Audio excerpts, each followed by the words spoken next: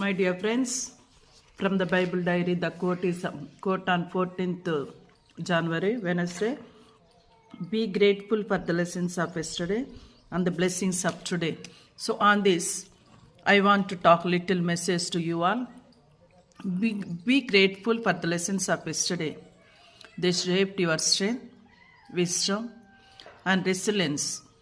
Every experience, whether joyful or painful, taught you something valuable.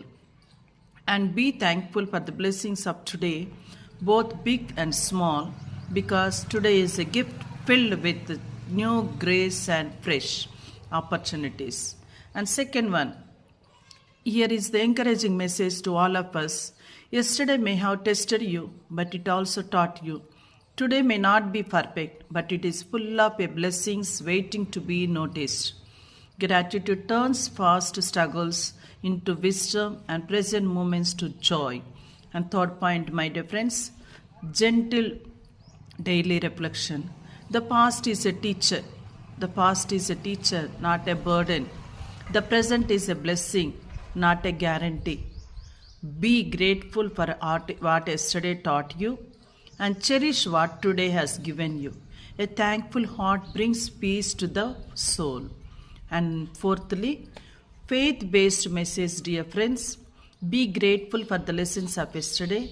For God was shaped you even though challenges. Be thankful for the blessings of today. For His mercy is new every morning. Walk forward with trust and gratitude.